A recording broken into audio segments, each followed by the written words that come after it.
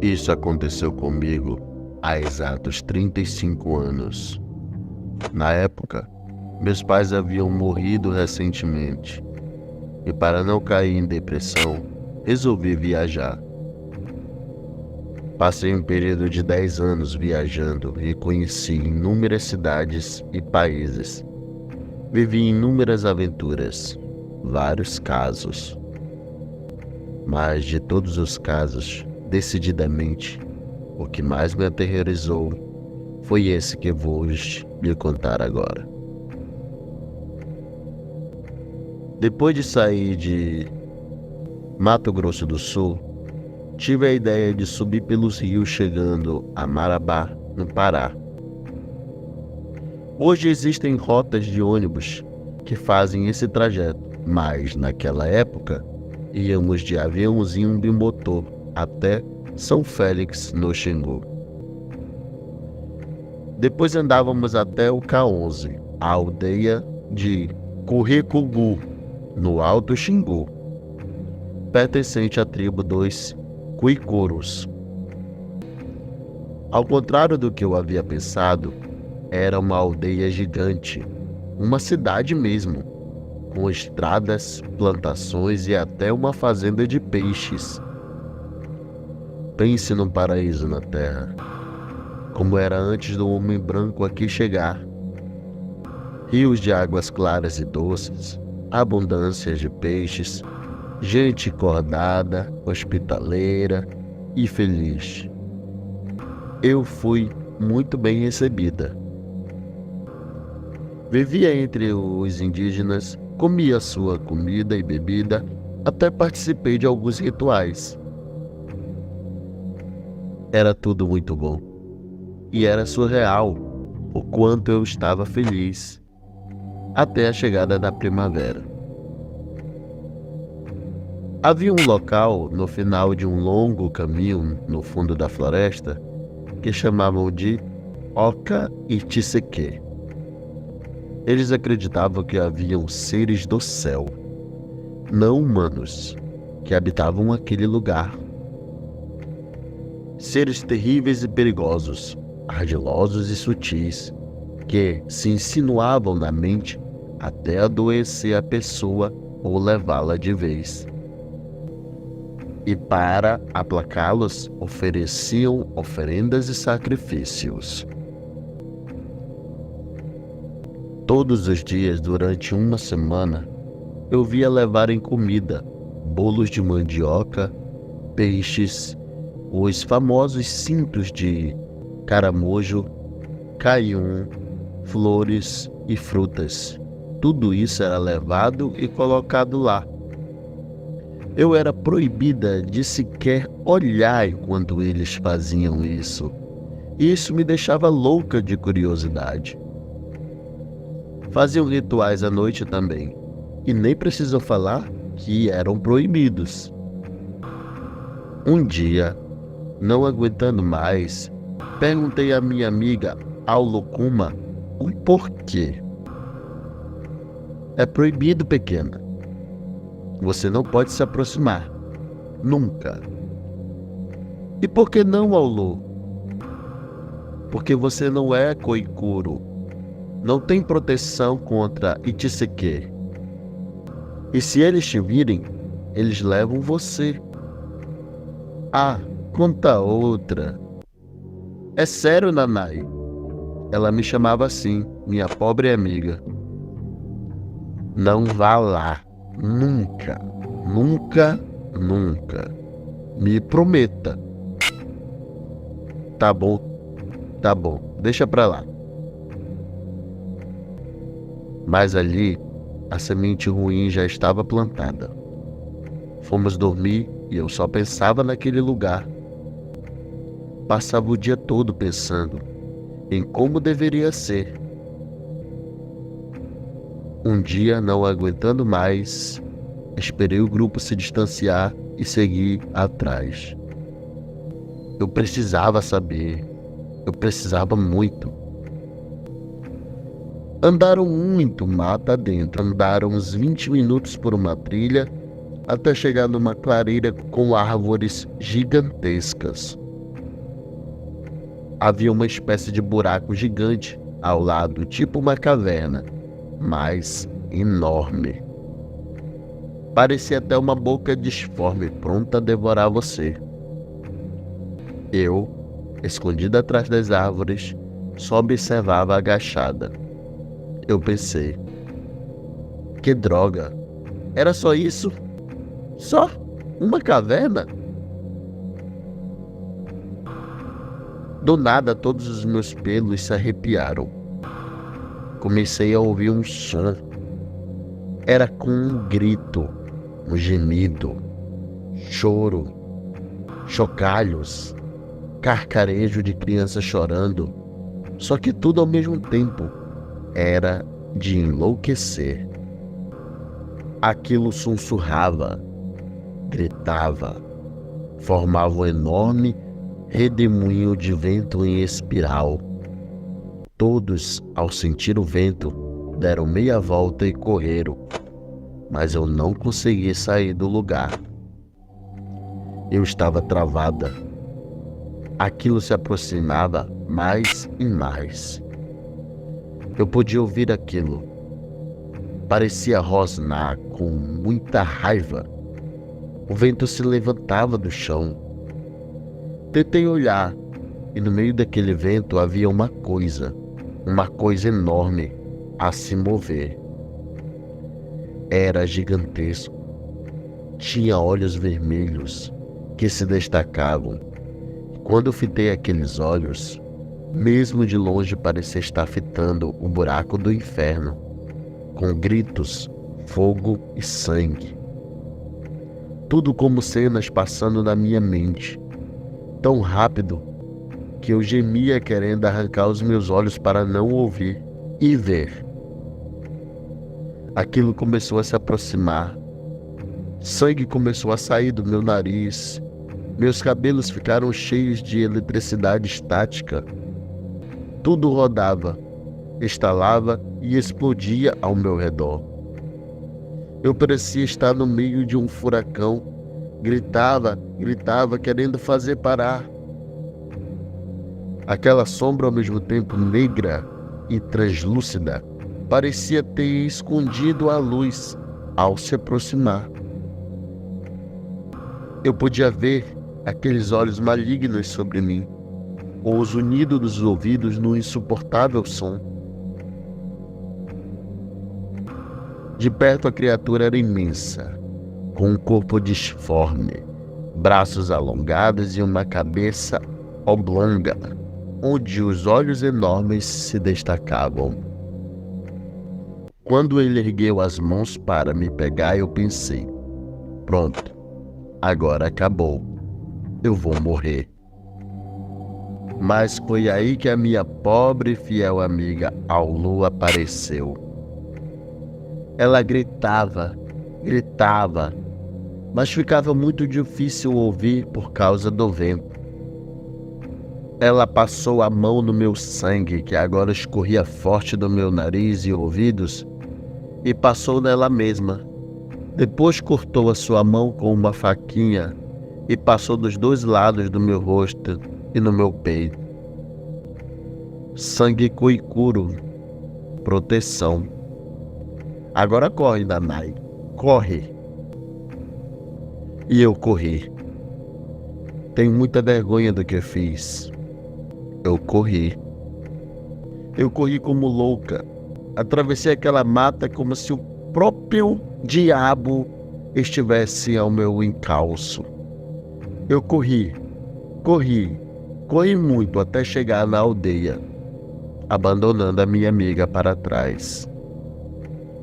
Acho que devo ter batido a cabeça, pois só me lembro de acordar no dia seguinte. O silêncio em toda a aldeia era ensurdecedor. Minhas coisas estavam arrumadas. Um rapaz, o Nauru, esperava para me levar para a cidade. Quando ele me deixou no trevo, que era o caminho da cidade, eu finalmente criei coragem e perguntei: "E a Aulu?" "Não mais. Por sua causa, não mais." E se Nanai falar alguma coisa para alguém, ele vai atrás de você, onde você estiver. Então aquilo que eu vi existe mesmo? Aconteceu? Ele me deu as costas e foi embora. Já fazem 35 anos e eu nunca falei com ninguém sobre isso. Agora eu sou velha, doente, e se algum dia tive medo, agora não mais.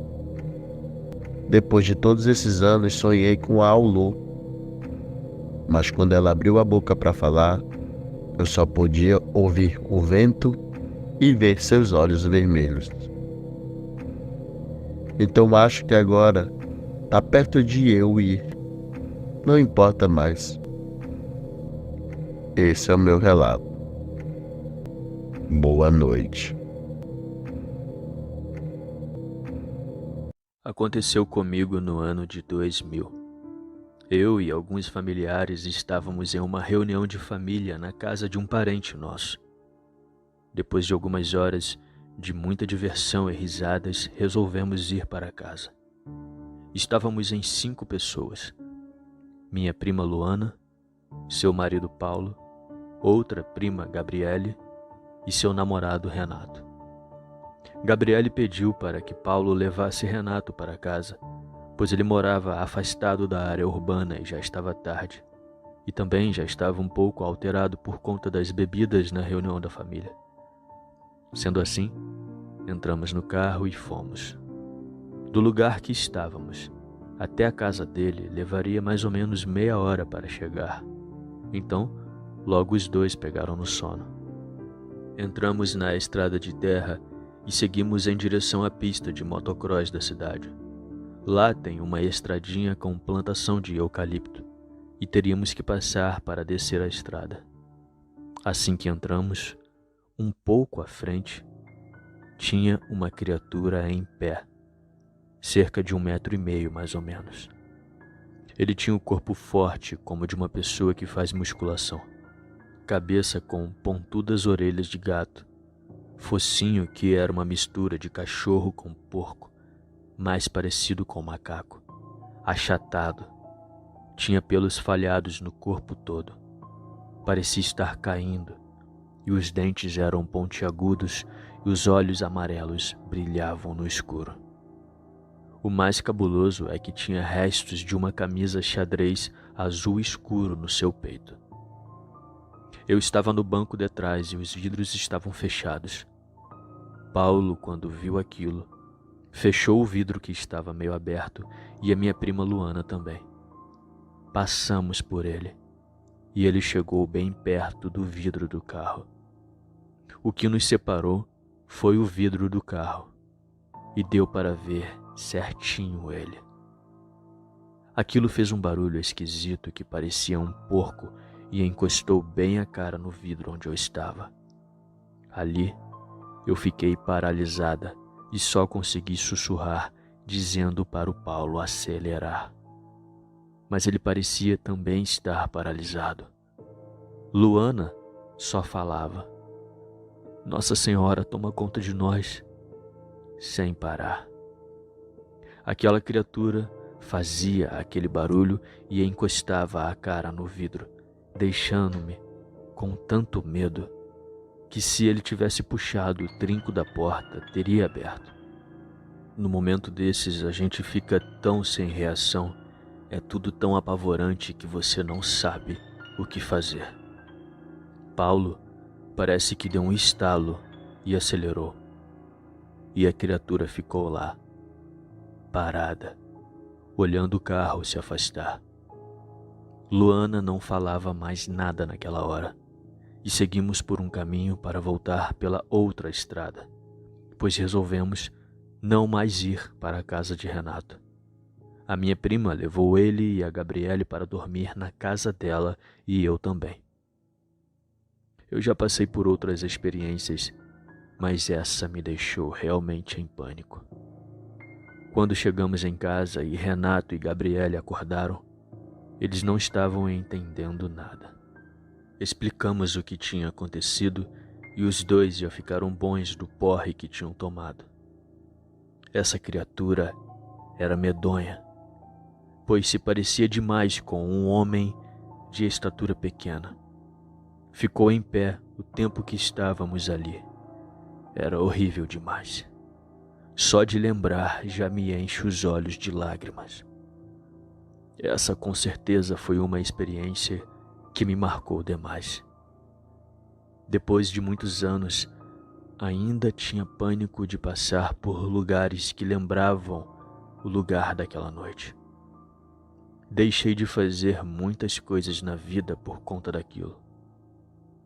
Depois dessa e de outras experiências, eu fui pesquisar sobre o assunto e vi que tem pessoas demais que já viveram isso ou até situações piores do que a minha. Hoje em dia eu consigo falar mais sobre o assunto sem ter pânico, mas o medo eu sempre terei. A minha prima ficou horrorizada, não parava de falar. Vocês também viram aquilo? Eu devo estar ficando louca, ou vocês também viram? Respondemos que sim, que a Gabi e o Renato não viram porque estavam dormindo. Sei que até hoje, quando nos vemos, nos recordamos daquela noite. Foi um acontecimento surreal, cabuloso demais.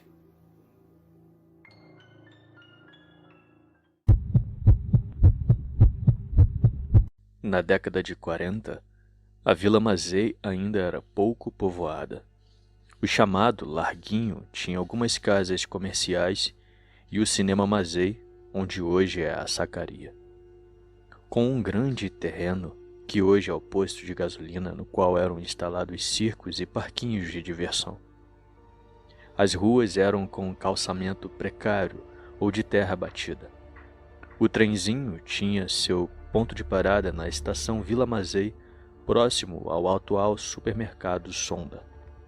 E era nessa situação que os moradores desciam para retornar às suas casas, às vezes bem distantes da estação. Não havia iluminação pública na maioria das ruas, esta se limitando apenas às ruas principais. Começaram os moradores da região a ouvir estranhos uivos. Diziam que eles apenas aconteciam nas noites de lua cheia. Houveram também relatos de pessoas perseguidas por alguma coisa que parecia um grande animal de cor cinzenta. O medo tomou conta dos moradores, especialmente os que moravam mais distantes e tinham que atravessar áreas sem habitação e sem iluminação. A antiga guarda civil foi chamada algumas vezes, mas nada conseguiram esclarecer. A descrição era sempre a mesma. Um grande animal de cor cinzenta, supostamente visto por algumas testemunhas. Contava meu avô que um rapaz de uma família da Rua das Gamboas teria sido atacado e que a família teria se mudado da região com um destino ignorado. Pessoas ouviam durante a madrugada uivos e suas portas eram arranhadas, além de golpes nas janelas acompanhados de uivos e rosnados horripilantes. Os familiares iam à noite até a estação para acompanhar pessoas que chegavam mais tarde nos últimos trens. Outros chegavam até faltar no trabalho ou na escola com medo de voltar tarde e serem atacados pela criatura. Esse fenômeno teria sido constante por uns 2 anos, culminando com um possível ataque a uma moça na Rua Comprida. Após esse incidente, essas manifestações pararam. Entretanto, anos depois, já em meados dos anos 50, a coisa se repetiu por alguns meses e acabou definitivamente. Há um pequeno registro desses acontecimentos num livro sobre mistérios da cidade de São Paulo. Se algum leitor lembrar de mais alguma coisa, pode acrescentar sem medo.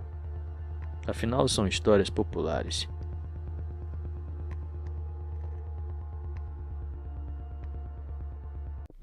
Olá, meus queridos inscritos, aqui é Alisson Maciel Passando para lembrá-los rapidamente do desafio dos 10.000 seguidores. Quando eu bater essa meta de 10.000 seguidores, eu irei sortear 2 livros do Jefferson José, O Eurolf na Vila dos Lobos e O Dia em que o Sol Parou. Então, se você quer concorrer, pegue um link dos nossos vídeos e compartilhe com seus amigos. Mas se você não tem paciência para adquirir as obras do Jefferson José no sorteio, entre em contato no link nas descrições. Vai direto para o WhatsApp do Jefferson José e encomende o seu. A compra é totalmente segura. Eu já mostrei eu recebendo os meus livros, a Heloíse hoje dela, e o nosso amigo Hamilton Quaresma, que também é seguidor do canal, recebendo os dele.